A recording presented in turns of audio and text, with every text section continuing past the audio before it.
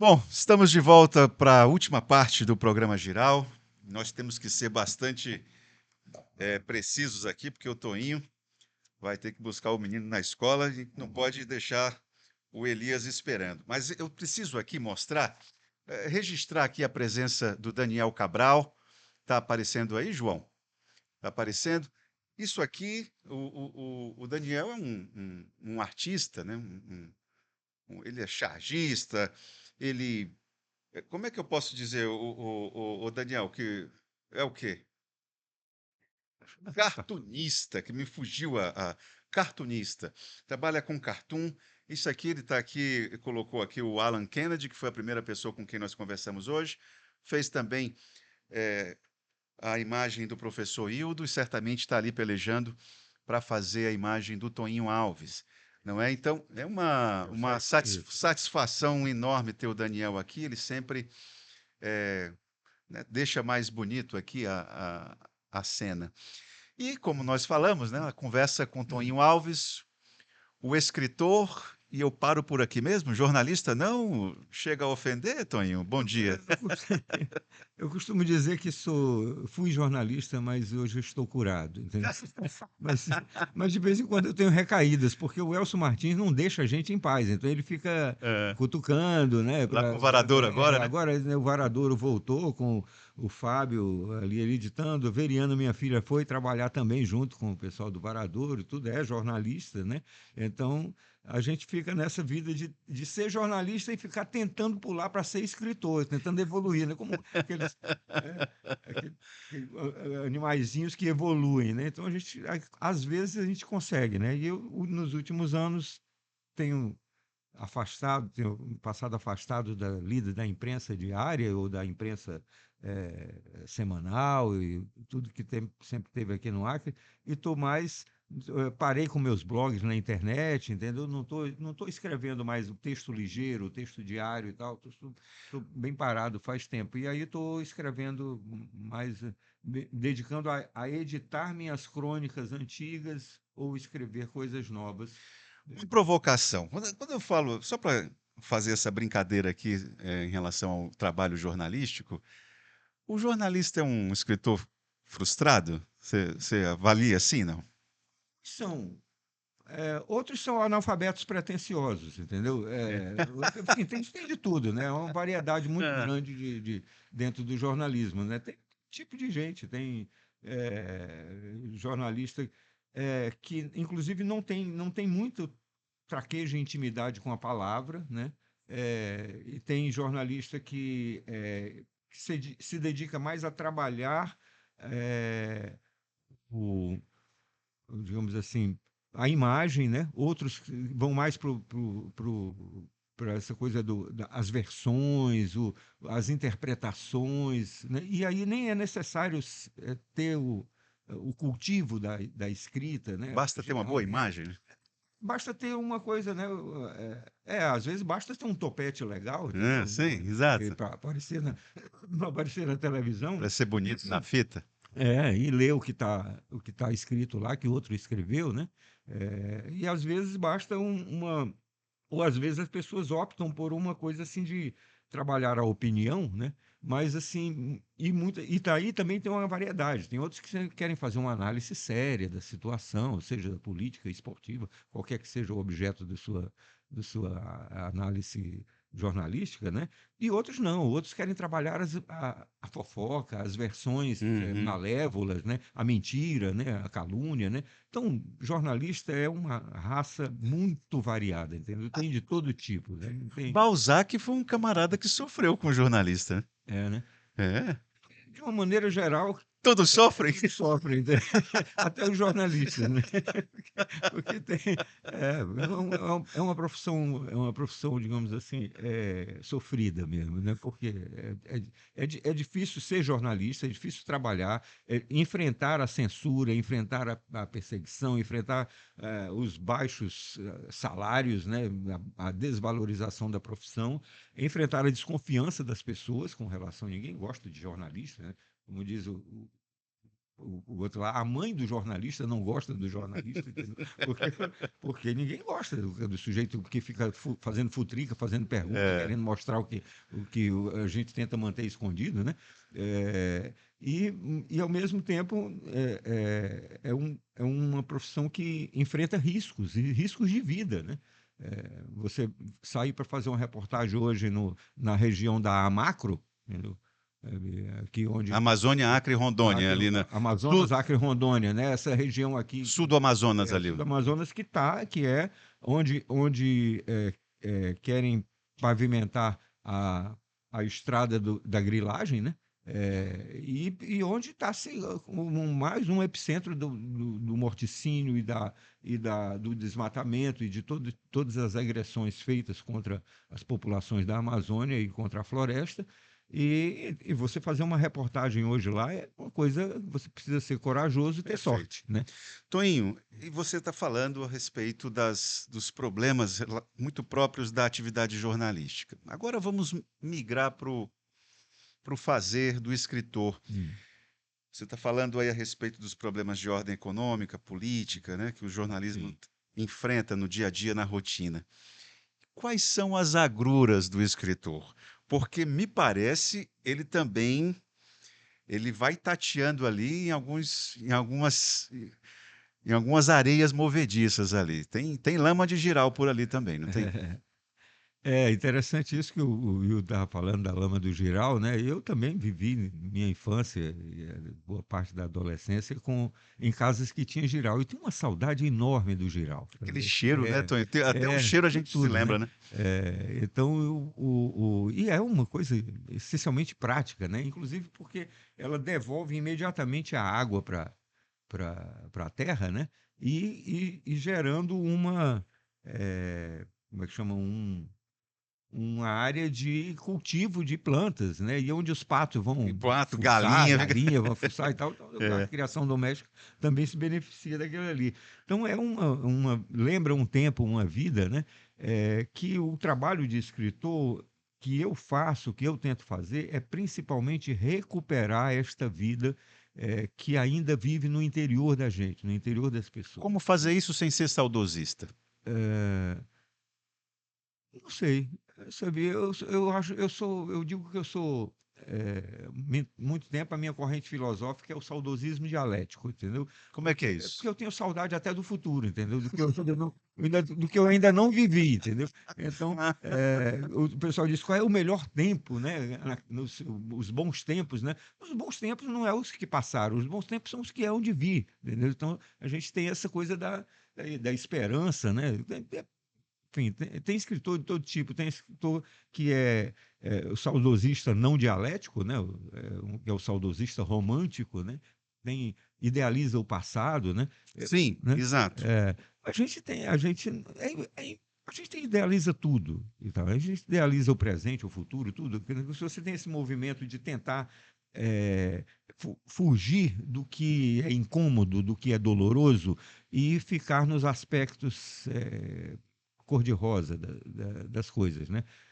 Quem tem crianças pequenas como eu é obrigado a fazer isso, porque o menino, a menina vê uma coisa na televisão e na internet e lhe pergunta, né, pai, o que é estupro? Né? Sabe? E você, como é que você vai dizer como é que eu vou dizer para minha filha que a cada 2 minutos é, pelo menos uma menina é estuprada no Brasil, entendeu? Então, como é que eu vou dizer isso? Uma coisa tão bruta da realidade. Então, se não tiver um certo grau de idealização, a gente não suporta viver nesse mundo de hoje.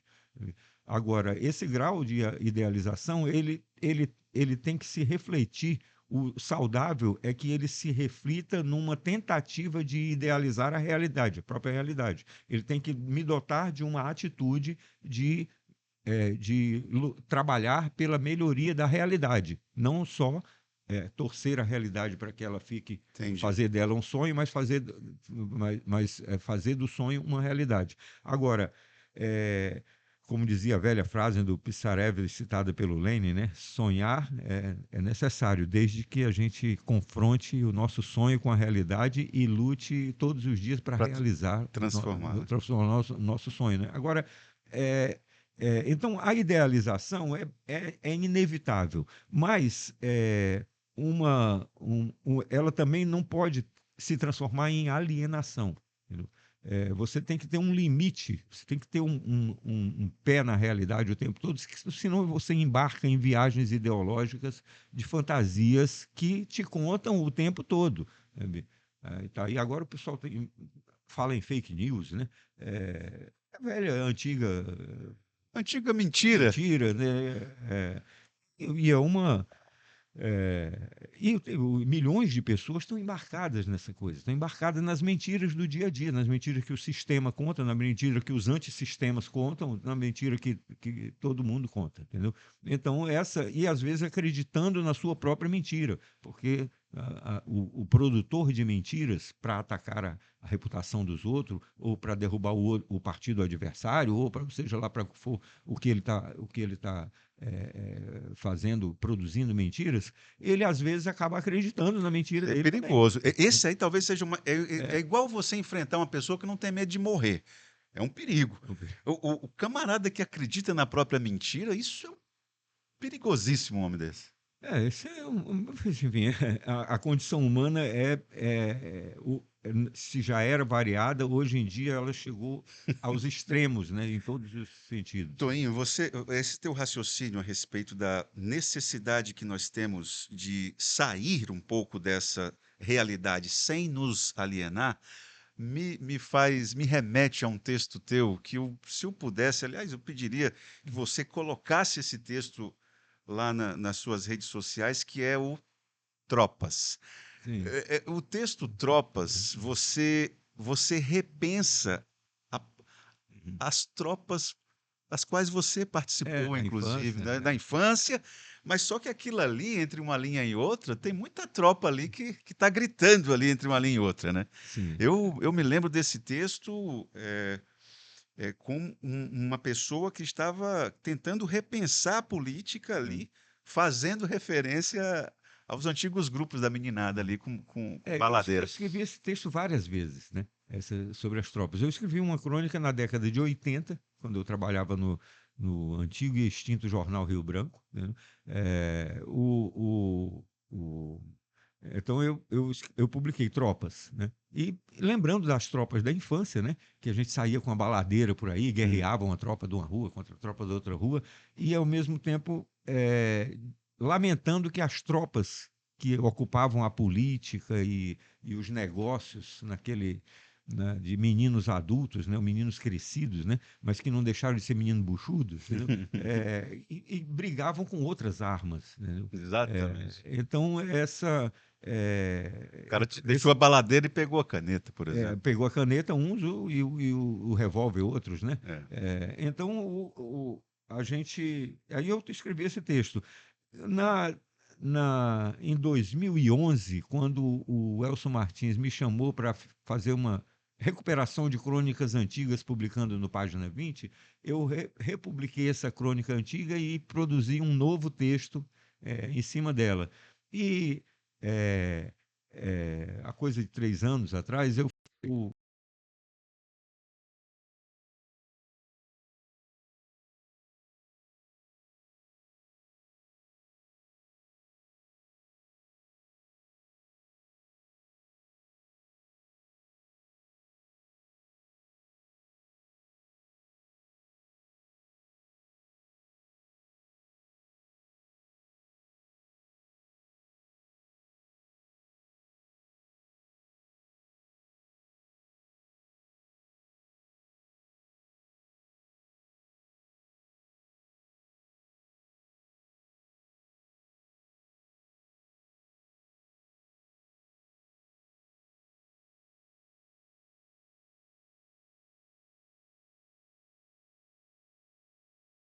essa, essa brincadeira, entre aspas, de tropa, mas que quando a gente cresce, tem que ter muito cuidado ao não traduzir na brincadeira de tropas, não continuar a brincadeira de tropas por outras vias que são violentas, né? E infelizmente isso tem sido é o Quase que que a tá, regra, né? é a regra, é o que tem acontecido. Mas enfim, não sei como é que vai ser no futuro, né? Aí, pô, Vamos como eu ver. digo, vamos ver como é que vai ser essa infância daqui a 50 anos, né? Você fez referência ao livro Naquele Tempo. Isso. Muitos de nós cometemos o equívoco Hum. de achar que escrever para criança basta ser adulto. Qual a dificuldade que você encontrou junto com a Marina na Uhum. confecção do Naquele Tempo? A dificuldade foi, primeiro, de ordem interna. Eu tive que me lembrar da minha infância, né? E a infância, embora a gente idealize a infância, ela não é feita só de brincadeiras. Ela tem muito sofrimento também envolvido, né? Então eu tive que repassar todos os problemas e coisas da minha infância também. Isso para fazer um livro que já estava praticamente escrito, né? Porque eu contava as histórias para as crianças, para o Elias e para a Flora dormir, assim como contei antes para a Para Veriana e para Veriana. o Samuel, entendeu? Mas e depois eu pegava, a Marina gravou e eu transformava esses textos, essas falas em textos, né? Aí tem que resumir, é um trabalho enorme de resumir, de escolher a palavra certa, de evitar trechos que ficam mal explicados e que podem gerar confusão, reduzir, né, o tamanho para caber dentro de uma 5 minutos de fala, você vai ver quando você transforma em É. texto, ele dá um texto quilométrico que ninguém vai ler.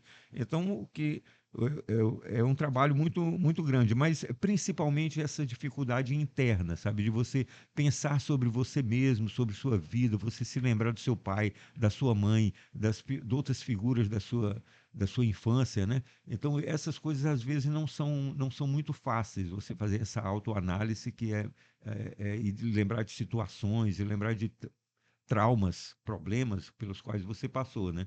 E eu acho que esse, de uma maneira geral, é o drama de todo texto escrito.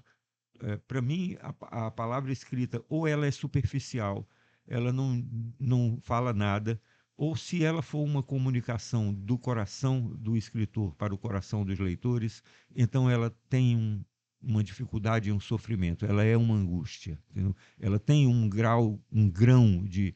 Ela tem sua alegria, sua beleza, sua epifania, sabe? O que você tiver. A poesia é a coisa mais linda que o ser humano produziu, mas ela tem aquele grão de, como diz aquele grão de sofrimento que o amor me apresenta, como diz no poema de Drummond, Drummond, né? né? Então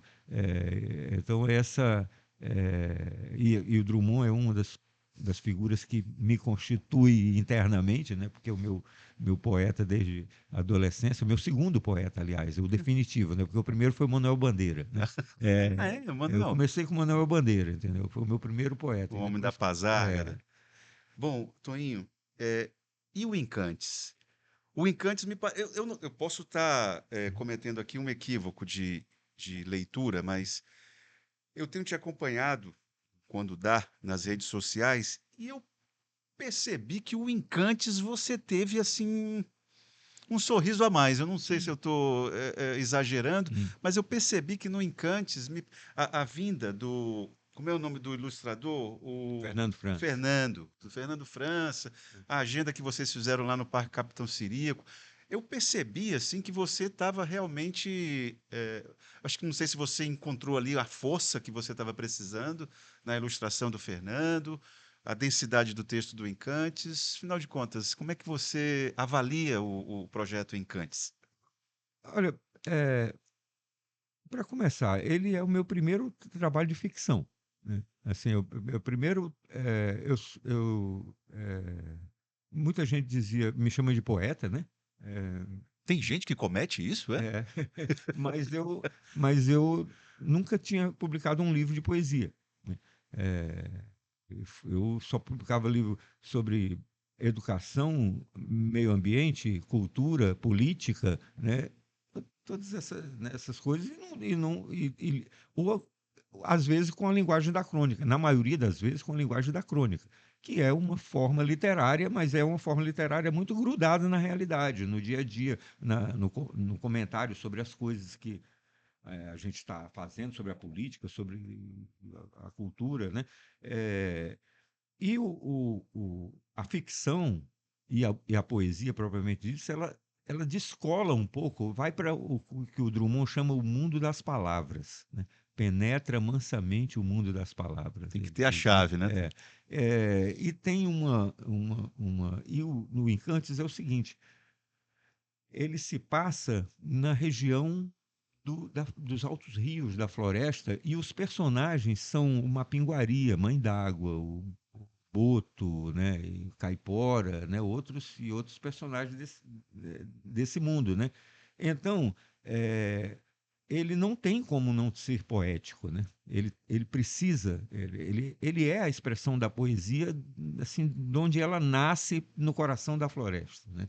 E eu acho que ele é a floresta olhando para suas partes íntimas.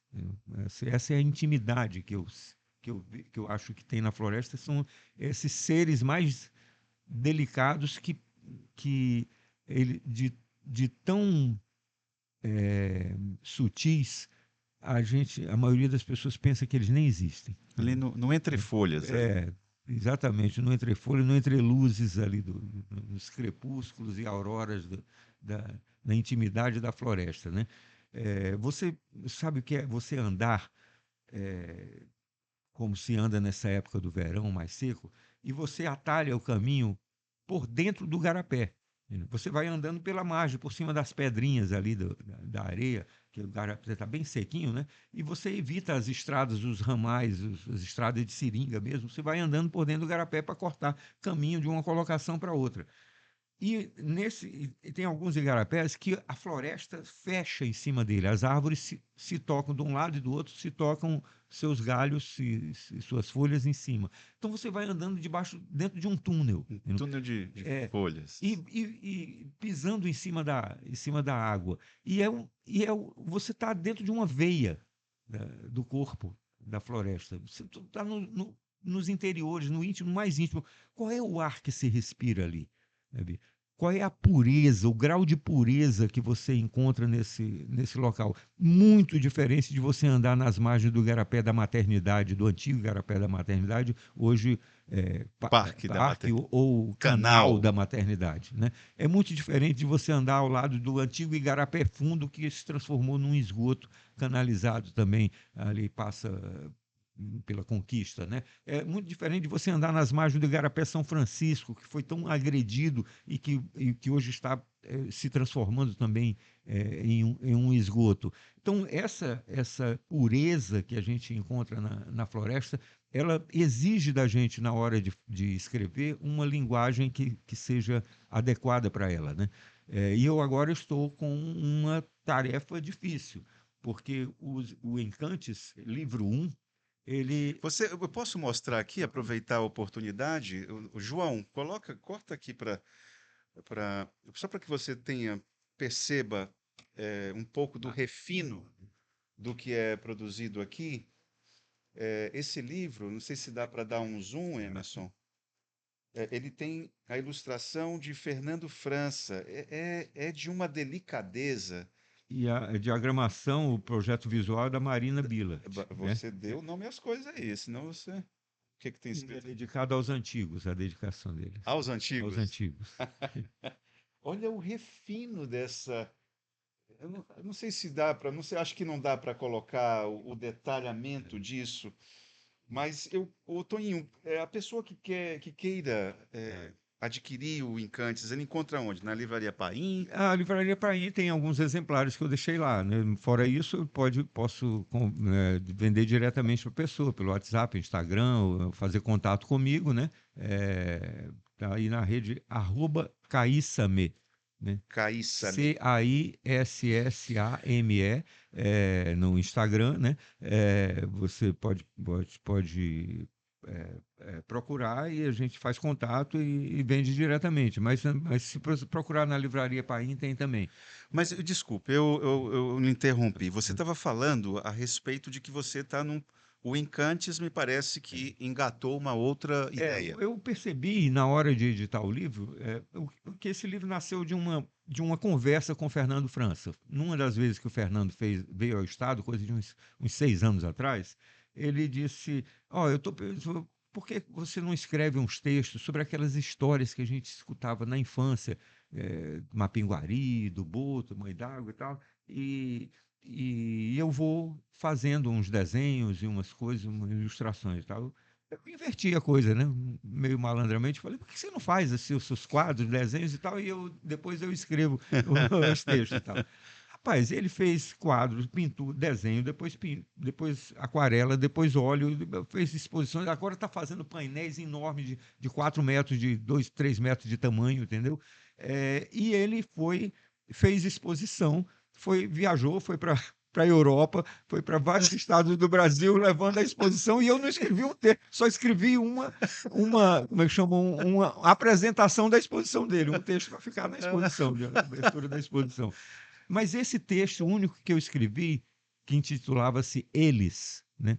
É, dizia da possibilidade de a gente entrar no mundo dos encantes, né? Dos encantados da floresta. Mas tratava eles como eles. Entendeu? No livro, mas ele me deu uma pista sobre como tratá-los. E demorou muito até que os encantes me abrissem a possibilidade de eu me referir a eles como nós, entendeu?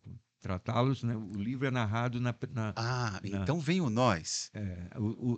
não, o livro 1 dos encantes é narrado na primeira pessoa do plural, né? O E narrador é nós, né? nós. Então, a maioria dos textos, né?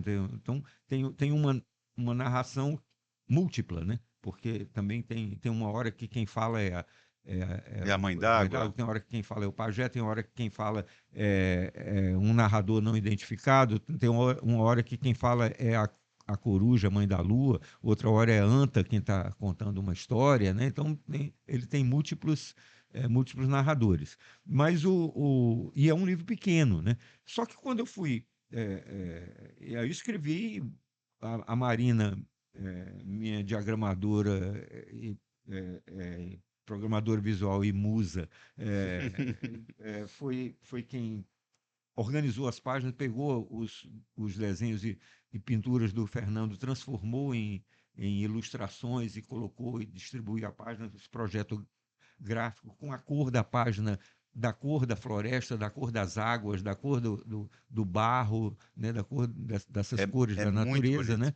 Então, a gente, na hora que eu fui editar e publicar esse livro, que tem o financiamento do Fundo Municipal de Cultura, né, o da Lei Paulo Gustavo também.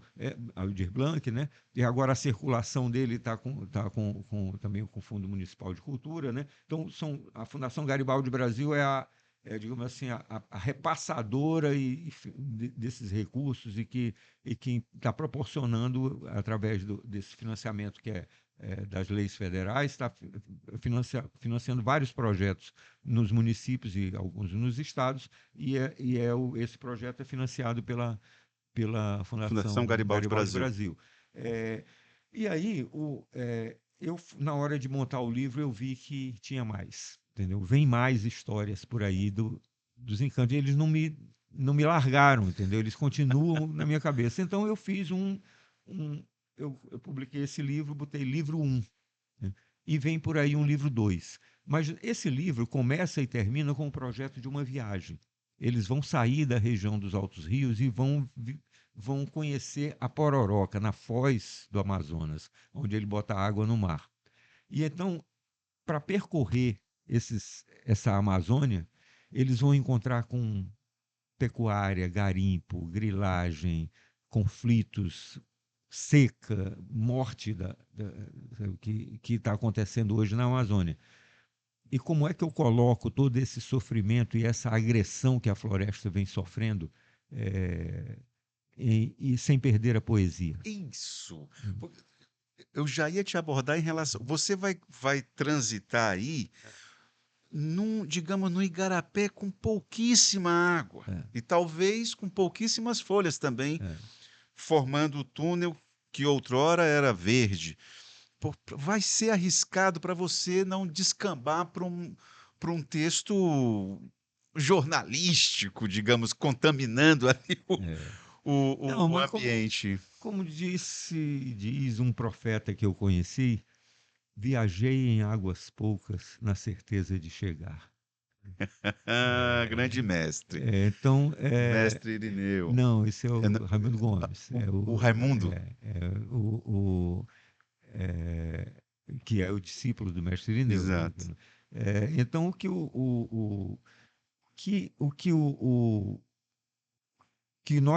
eu acho que nós podemos fazer é viajar nas águas poucas do verão ou tentar sobreviver às águas muitas do inverno, porque agora a coisa está. Os Extremos. extremos estão. A cada 6 meses a gente está num extremo e depois vai para outro, né? É, e como navegar nesses extremos, como não perder a floresta, sabe? Não perder a, a mensagem que vem do interior da floresta. Às vezes essa mensagem não é só de uma poesia, é, nunca foi de uma poesia Alienante, né? alienante. Parnasiano é o melhor termo. Sempre a floresta sempre deu para nós assim. Olha o grito do Chico Mendes, sabe? Olha o grito dos povos indígenas, entendeu? Que estão faz tempo lutando, alertando, mostrando que a destruição que está havendo e sacudindo a gente, assim, façam alguma coisa, parem com a devastação e prestem atenção no sofrimento desses povos, né? Que são explorados, esmagados e oprimidos há séculos, entendeu?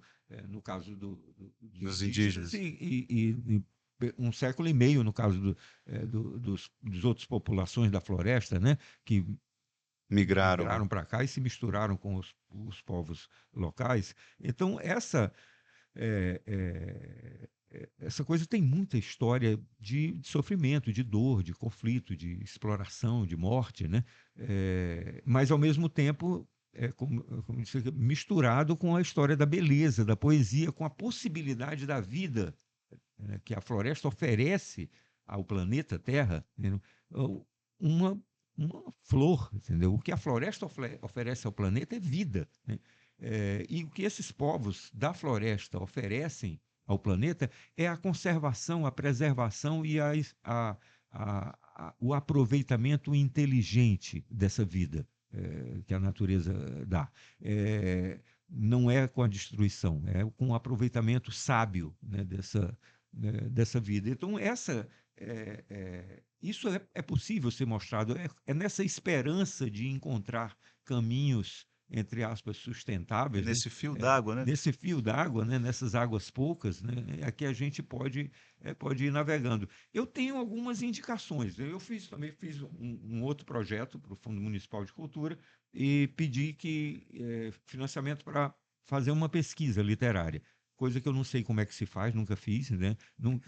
Né? Sei que os escritores fazem por aí, mas eu fiz assim, eu fui a Boca do Acre, fui a Manaus, fui a Belém, me hospedei em hotéisinhos furrecas na beira do mercado, entendeu?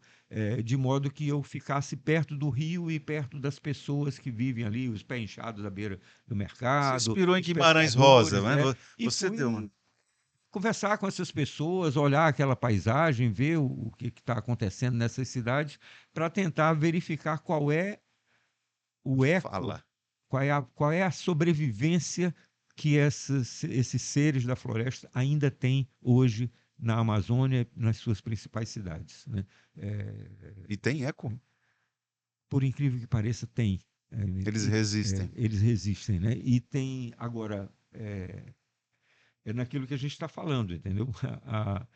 Você veja, eu vi em Manaus uma coisa muito engraçada. Uma praça que tem lá a relação das estátuas nessa praça, tem Diana, a caçadora, Hum. tem Mercúrio, né, o mensageiro dos deuses, tem todos os principais encantes da Grécia Antiga. Não No, tem nenhum da no Prado, não Amazônia. tem nenhum na Amazônia. Aí eu achei que é engraçado, né? Que os deuses gregos aqui numa praça em Manaus, né? Mas em Manaus eu encontrei também uma juventude cheia de inquietação, falando sobre a floresta, sabe? Uma juventude indígena assim, morando na cidade, assim, fazendo, contando histórias dos seus povos, né? Contando histórias da floresta. E em Belém eu encontrei finalmente a praça com o Mapinguari, o estátua do Mapinguari, do Boto, da Mãe d'Água, todos no, no mesmo pedestal, numa pedra, numa coisa. Eu achei. Então, existe, sabe? E você tem que saber por que, que em alguns lugares eles sobrevivem mais fortes, por que, que em outros lugares eles quase são esquecidos, né? No meio da agitação, uma pessoa fumando numa banca dessas de plástico de um camelô, e o outro olha assim e diz: ó, a caipora está escondida aí atrás, entendeu? Porque a caipora é associada ao tabaco, né? Aham. Então, essas pessoas não esqueceram, né? Então tá. Aí eu me aproximei, claro, para Ah. assim, ele é caipora, eles aí vem cá, ele chamou o outro e tal, não sei o quê. E aí, mas aqui na cidade aparece e tal. Aí os caras, aí eu vou sabendo a história das pessoas, de onde vieram, porque como é que conheceram os encantes e tal. Por que que isso é importante na nossa luta, na luta da Amazônia, de defesa da floresta? Porque nós estamos nos movendo em outro imaginário, que é um imaginário antiflorestal. Tem gente que pensa que a principal evento cultural do Acre, que mostra a É a cultura do Expo Acre, Acre. é a exposição agropecuária, onde você anda com uma bota, com um cinturão uma cinta larga e um chapelão na cabeça e de segura peão, entendeu? Isso daí nunca foi isso é uma coisa invasiva, entendeu? Que foi imposta ao nosso povo. Sabe? Isso não dialoga com a nossa intimidade, com aquilo que o nosso valor interno. Isso é algo que faz com que a gente se envergonhe de nós mesmos e de sermos acrianos, e a gente fica admirando aquilo que vem de fora. E a gente fica se dobrando os joelhos e baixando a cabeça para aquilo que vem de fora, ao invés de resistir nos nossos valores, no nosso giral, entendeu? Então a gente tem que ter orgulho do nosso passado e do nosso presente e daquilo que é da nossa intimidade. Ah, é pobreza, é atraso, é antigo, é do mato, é nós, entendeu? E eu tenho orgulho disso, tenho orgulho do meu sangue, sabe, Acriano. acriano, tenho orgulho da minha avó indígena, sabe? Eu tenho orgulho do que eu sou. Então, não venha qualquer um aqui chegar e dizer que veio de fora e que, portanto, é superior e eu tenho que trabalhar para ele, entendeu? Sabe? Então, essa lorota, esse imaginário que nos contaram, entendeu? É, nós temos que resistir a ele. E os nossos encantamentos íntimos, que nós herdamos dos nossos antepassados, dos antigos, eles são a nossa fonte principal de resistência. E aí eu espero que o livro dos encantes, as histórias dos encantes possam dar um grãozinho a mais na contribuição para essa Mas eu tenho resistência. certeza que eles vão dar. Você disse, para finalizar nossa conversa, Tony, que o tempo já está avançando aqui. Você disse que encontrou em Manaus Hum. uma inquietude na juventude. É, Você viu ali algum grau de resistência, uhum, de reação uhum, a esse ambiente uhum, que quer dizer que as nossas identidades nos envergonham, nos empobrecem. Tem uma juventude ali uhum. inquieta. Aqui no Acre, qual é a cena que você vê? Eu acho que tem uma juventude mobilizada, muito agredida, mas que vem resistindo. Você dá uma olhada nas chamadas culturas urbanas, né? Que está acontecendo no Acre. Tem um slam forte, entendeu? O pessoal que está fazendo rap e versos, né? Eles se reúnem em buracos como o Cacimbão da Capoeira e as Quebradas e outros lugares, né? Para fazer seus As concursos, batalhas as batalhas de versos, de né? versos, né? Mas ali, né, o cinema tá resistindo, o vídeo, né? O Silvio Margarido está produzindo agora um vídeo sobre a trégua da flauta, né? No tempo da Revolução Acreana, que um seringueiro que sabia tocar gaita, né? E Olha, um soldado boliviano, Avílio, por que não tocas tu flauta? Entendeu? Então parou a batalha de Porto Acre durante um pouco, por causa... alguns minutos, enquanto o seringueiro tocava sua gaita, entendeu? E depois Olha, começou a fuzilaria de novo. Então, não, alguém desarmonizou. sabe? Mas só que é o seguinte, o cinema está acontecendo. Eu recomendo a todo mundo ver na Netflix o filme Noites Alienígenas, né, O Sérgio de do Sérgio Carvalho. Carvalho, que mostra sabe, a realidade urbana de Rio Branco e essa ancestralidade acriana é, Teimando, perdida, né? teimando em resistir dentro dessa realidade urbana, dominada pela violência, né? Então, essa juventude existe, e não só a juventude, mas os veinhos também ainda, os meninos velhos, né? Os que nasceram e cresceram aqui nessa terra, e que conheceram o passado, ainda fazem força para manter essa resistência viva no presente. Agora, durante a pandemia, é, foi aprovada a lei Aldir Blanc e depois a Paulo Gustavo, né? E aí a gente percebeu o seguinte, que ainda existem muitos projetos, e projetos maravilhosos, projetos muito bons, que não encontravam apoio para poder prosperar. Livros para serem publicados, filmes para serem feitos, músicas para serem apresentadas, peças de teatro, é, sabe, todo tipo de linguagem artística, né? É, que, entretanto, com a presença dessas leis, puderam obter algum financiamento e podem estar se mostrar. Eu acredito que existe uma resistência e um avanço crescente da cultura e das artes no nosso meio, e que nós vamos vencer. Toninho, eu queria agradecer demais a tua presença aqui. Eu espero que nós possamos conversar sobre o volume 2 Sim. dos Encantes, né? E que não demore muito. Tem data, não? Tem Não, uma... eu acho que É arriscado. é arriscado dizer, mas eu já estou escrevendo ele na minha cabeça, entendeu? Não passa um dia sem que não venha uma É. formulação, uma história, um alerta sobre algo que não pode ficar de fora, ou sobre algo que, peraí, eu tenho que ter cuidado em retratar. Então eu estou com os encantes na cabeça, mas eu não tenho ainda uma data. Eles não me autorizaram ainda a divulgar quando é que eles vão se apresentar Então, Toninho, eu vou me despedir, fazendo a você e ao internauta que teimosamente esteja nos acompanhando a pelejar pelo fio. Eu vou caminhar junto com você no igarapé com pouca água, mas teimando para frente, para ver se a gente encontra entre uma folha e outra ali os encantes que a gente não está conseguindo ver ainda. Será que a Vamos, gente vai bem nesse vamos, caminho? vamos encontrar. A gente, com água, olha, como diz o Chay Macedo, eu nunca subi um rio que a rainha da floresta não me desse água para descer. Olha só, que bacana, Ele disse muito. isso numa viagem que a gente estava fazendo, subindo o rio e dizendo: puxa, será que a gente vai poder voltar? Porque o rio está secando rapidamente, né? Chegamos lá em cima, fizemos o trabalho, que era uma filmagem e tal.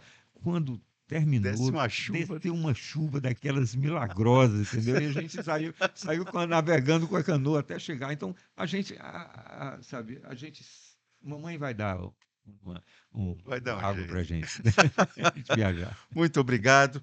Toninho Alves, escritor, conversando conosco aqui no programa Giral.